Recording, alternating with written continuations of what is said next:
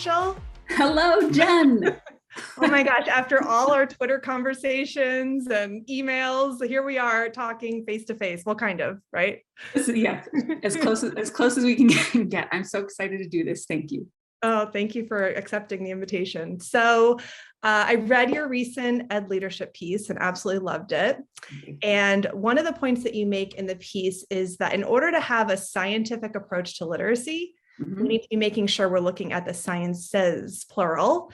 What fields of science do you think are getting ignored right now in the conversation? And I'm wondering why you think that might be. I think it shifted a little bit because the conversation keeps evolving. So when I first wrote that, I was thinking more about kind of the divide between natural and social sciences. Like there's a lot of emphasis on neuroscience and cognitive science. And cognitive science bridges natural and social, or kind of the hard sciences and the soft ones. And so that was what I had in mind when I was writing it. But I now think that there's been a little bit of shifting. There's been some things taken up from linguistics, but not everything. And so again, it's sort of the finite item level knowledge from linguistics, but not the social and cultural aspects of how language actually works.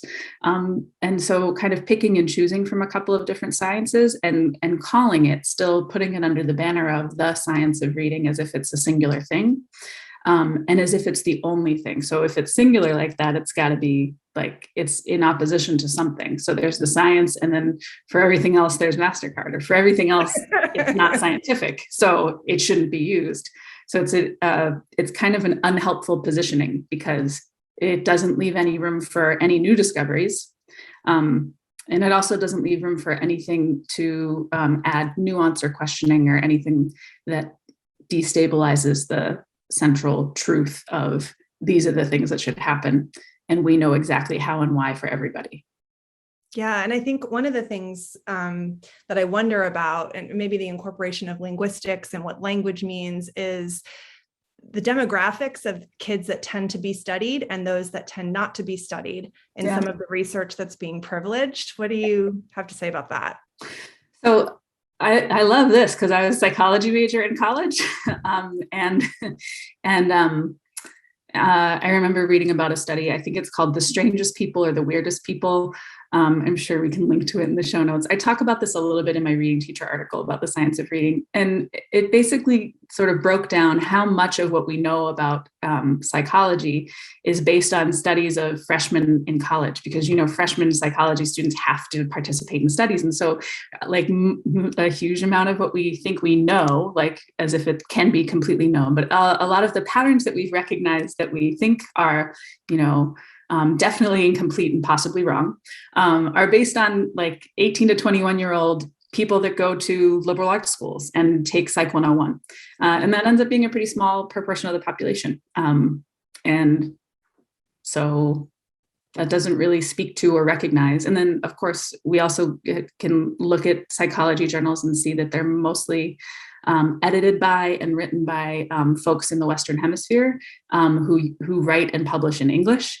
And if we look closer, it still is mostly white, mostly men.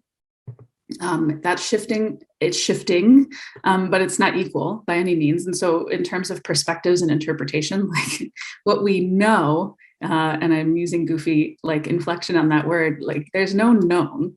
We have some evidence and we make sense of it, but we do the making. We do make the sense of it. We don't just have kind of a certainty.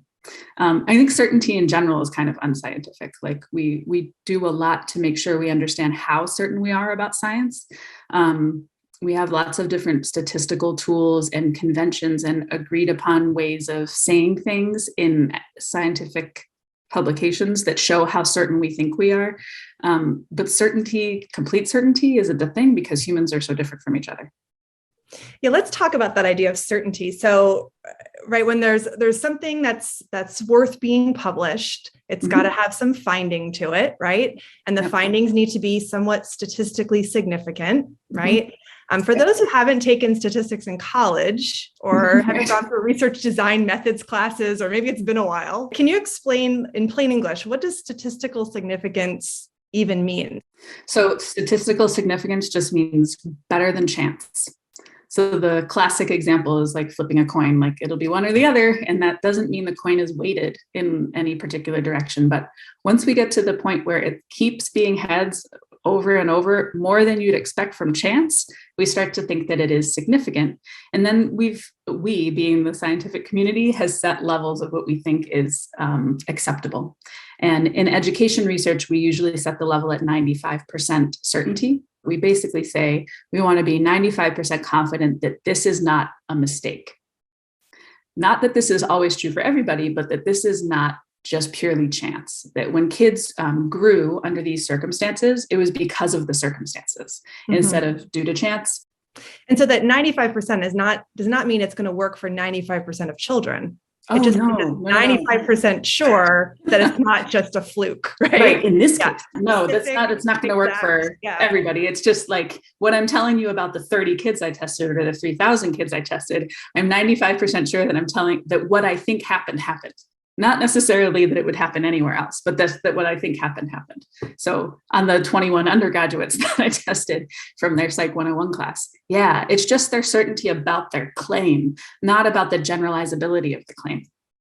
Yeah. And so I think that's something that I think is misunderstood, right? This idea that, okay, this research study found this, so therefore let's put this thing, which may not even have been studied in a classroom, into practice in classrooms for all children. Yeah. No. That's not what that means. No. Yeah, that's not, no.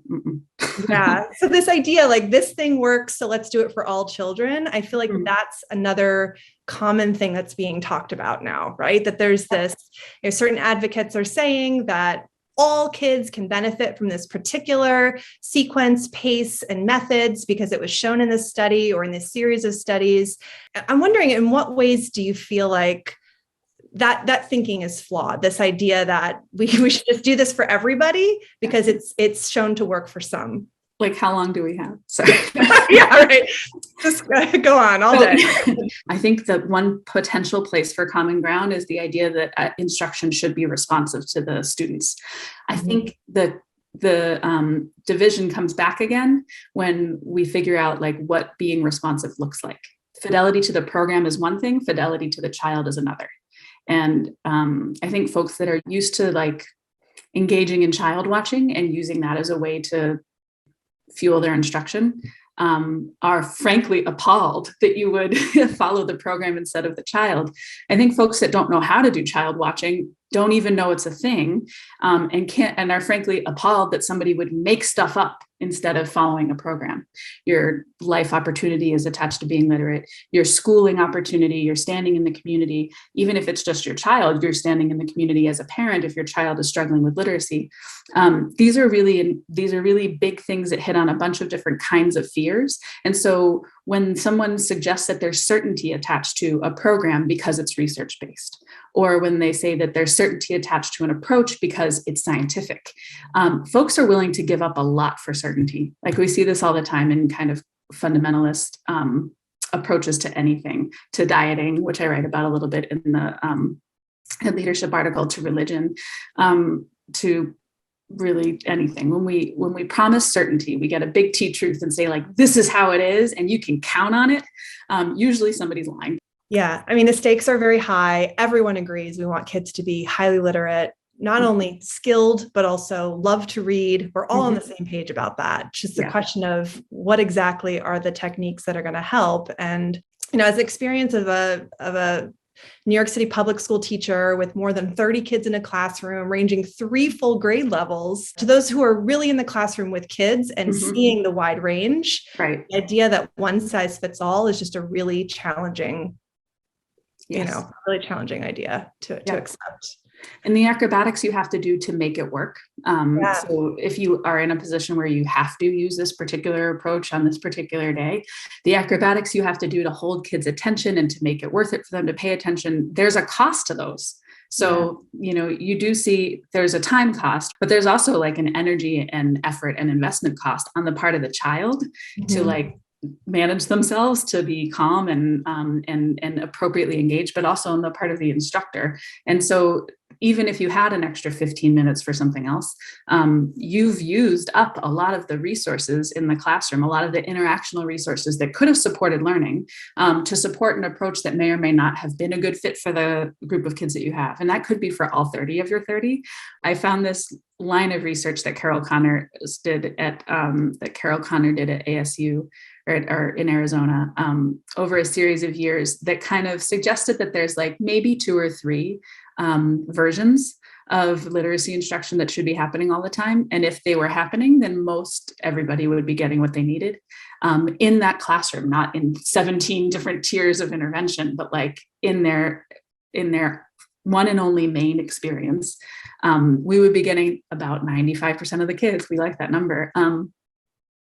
What they need. And it's not a million things, it's 2 or 3. And 2 or 3 we can manage, especially given that some of those things are to allow some students to be more self-directed and less teacher-directed. We want to give teachers a resource that they can use and not expect them to come up with everything on their own. And I think if we want to, in support of the idea of some kind of program or curriculum or scope of sequence, if we want teachers to really be meaningfully looking at kids' work, making assessment-based decisions, attempting some sort of differentiation for whatever that means in your classroom, they can't be reinventing the wheel constantly. I think it's wise to equip teachers with something to follow, right. And then in addition, give them the tools they need to really look at their kids, understand what they need, and make some decisions to reteach, pre-teach, change the teaching, whatever it is to differentiate. I write about this. I cite this study called Shackles and Scaffolds all the time because it's a perfect metaphor for curriculum, that if you aren't allowed to play with it, then it ends up holding you back in your learning as an educator and in your satisfaction with your job as an educator. But if you have nothing at all, it could have been a scaffold for your learning. It could have given you what you needed so you had room to explore and to experiment and to watch your students and see how things are going.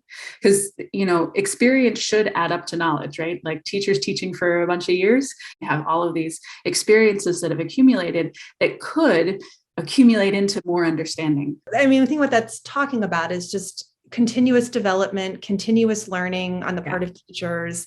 And like you said, the flexibility to use or not use certain, aspects of resources that you have at your disposal. And I think sometimes there is an undercurrent of this idea that embracing research means that we're discounting teacher expertise or teachers' firsthand experience. I mean, I've read studies where the sample size is only 30 children, and then there's teachers who have 30 children a year times 20 years, hundreds and hundreds of children. And if they're the kind of teacher who really thinks, reflects, studies, adapts, changes, you have so many case studies there to be learning from. Right. And that experience can count for something, right? Right. So maybe, but I think that's one big maybe. Pedagogically, it'll count for something if and only if you were engaged in systematic inquiry of some kind. I think the idea that teachers are thinking, reasonable, intellectual beings, there's this kind of chicken egg thing happening where systems are created to not let them be. The way PD is designed, the traditional way PD is designed, and lots of folks have found workarounds to make it more thinking and intellectual for teachers. But the idea that you kind of have these 5 full days of the year and you do something different on each of the 5 full days, and you pick those things like a year and a half earlier, and they're sort of scheduled for you before some of those teachers even work at that school. So how could you know that that was what they needed in their own growth and development? There's sort of silly structures that don't treat teachers as professionals, let alone intellectuals. And yet, if you are going to be learning from practice, you have to be an intellectual about it. You have to have, and this is a little Virginia Woolfy, but you have to have the time and the space to make sense of what you're seeing year after year, to notice the patterns and build on them. And you also have to have colleagues to talk about them with, because if you don't hash some of this stuff out, you can't grapple by yourself all the time. And if you don't have an opportunity to talk with colleagues, or your colleagues aren't available for that kind of thing, then I don't think it does accumulate. On top of it, there's this real barrier to accessing some of the research, whether it's like literal barrier, I can't access it because I log in and it's $30 to download this one article. It's access in terms of time. It's access in terms of, I mean, some of the journal articles, no offense to your colleagues, but it's written in a very hard to understand language. So there's all kinds of barriers. I'm just wondering what your response or thoughts are to that. Full disclosure, I'm on the board of the International Literacy Association at the moment. But when I look at ILA's materials before I was on the board, and one of the reasons that I was willing to run is they are never signed by one person.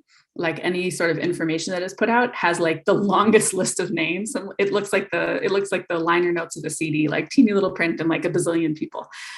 Because even if like 5 or 6 people wrote the words, like typed them into a computer, it gets vetted like over and over again. And they don't put it out as like, this is a research document or a policy brief, unless lots of folks have said, yes, we agree.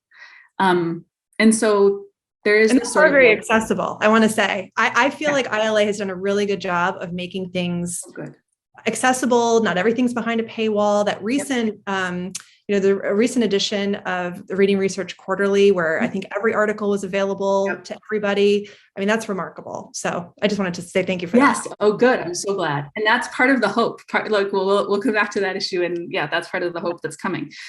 So anyway, sorry. In some ways it's inevitable because there just aren't studies that like that answer the question you're trying to answer. And so if you're like, if somebody goes to Facebook and says like, what should I teach tomorrow? There isn't a study about that, sorry. Or like, what is a great spelling program for 9th graders who live in Nebraska and are all left-handed? Like we don't have a study for most of the things that you might go with a question about. And so this is something that doc students often are frustrated with when they first get into kind of searching for the research that they want to read about in an area, is you have to figure out how to ask for it. Like, what are the keywords that I'm looking for to actually get me that article? So we end up with these translations of research. Some of them are faithful translations, some of them are not. Some of them are thoughtful interpretations, some of them are not. We need them. Like we will never have the research to answer all of our questions. We need faithful, thoughtful interpretations. And what we don't often think about with a lot of these programs that say that they're research based, nobody's researched them. They're just based on ideas that have been researched, sometimes from an idea from this study and one from that study and one, in a combination that's never been tested. It's our best guess. I think one thing we have to be good at is both sides, sort of like as a consumer, knowing that you found a faithful interpreter, and also as the profession, sending out more faithful interpreters. Like your work is powerful because you're a faithful interpreter and because people can tell, like, because when it rings true and when it doesn't. And part of the way that practitioners know when it rings true is that like it has resonance with what they've seen before. And that is sort of the heart of peer review. Like I determine that it is right, it's true, because it rings true with what I've seen before. And so when practitioners give you their peer review and you know that you've drawn on things that like other folks have found in controlled systematic study, your own systematic study or controlled systematic study of like the last 100 years or of whatever that's available, then you've not just got resonance, but you've got overtones and you've got, what do you call them? Harmonics and sympathetic harmonics. And so people, when they're reading it, can actually make new connections from your work. I think that's how we know that it's right. Like it's fruitful, it multiplies. It also has some relationship to research and it resonates with these other ideas and potentially even helps you form new ones. You're playing a song that people have been playing, right? That we have because you're a faithful interpreter. I worked with Dick Allington as my doctoral advisor. And I always thought like he did his own research, original research. So I don't want to minimize that. But the reason that he was powerful in our field is because he was a really good storyteller and he would tell the story of the research. I was just going to say, I think we also need researchers like you, like Nell Duke, with people who are actually in classrooms with teachers and kids. So I think I don't know how rare you think that is in your field overall or how common that is, or people that are conducting research and are regularly partnering with teachers, hearing from teachers, having teachers try things in their classrooms. This divide between research and what happens in classrooms, a lot of people have written and talked about this. I think that's a really important hurdle as well. Yep. Thoughts about It's another one that's like partly personal choice and partly structural. Like the way that you advance in teaching is to be really good at teaching, not to also partner with, like, you have to take on a lot extra to do that. And you have to take on risk to do that. And then same thing with researchers, it's disincentivized in lots of silent ways. Out loud, it's incentivized, like, oh, our researchers are so engaged. But they also do these 17 other things, which make sure that they never actually get to leave their desk. So there's some challenges to that. There's a lot of research on research practice partnerships and what makes them go wrong, and when they go well. And it's always more complicated than people think that it might be, because we're battling two structures that aren't made to mesh well together. But I think the more we know about each other, the better we are at finding the workarounds that would help us imagine a structure that would work well together. The good news in terms of like access, not accessibility, but access to the actual articles, is that I think the pandemic has really sped up the timeline for publishers to not just consider, but make motions moving toward being open access and really changing the whole funding model for how academic research is funded. So right now it's funded by subscription, so that's why it's protected. And usually, like, libraries or university systems buy subscriptions to all the journals so that the library has all the journals, and then the journals just run based on the money from the subscriptions. It's going to be different now. It's going to be like, there are open access journals now, and somebody has to pay for it. So like advertisers will pay for it, or an institution will pay for people to publish. I can see the pros and cons of this. Yep. I think, let's see if we're thinking the same thing. This is news to me. It's super interesting. I feel like the pro is open access. People have access to it. Great, super. The con is, I'm wondering if what's going to happen to journals will be what's happening to other kinds of media right now. Like, they're looking for clicks in order to get more advertisers, and therefore will publish certain things in order to get that attention. And certain people. So controversial things. So the Science of Reading special issue was a really good one to do open access, because it's a hot button, and so people will click on it. And it had lots of big names in it, and so that's awesome. So it totally disincentivizes publishing unknown authors and disincentivizes publishing unsexy topics, and I wonder about that in a big way. Yeah, for sure. Well, thank you so much for taking time to chat with me. I've loved this conversation. I hope it's the first of many. Me too. Thank you very much.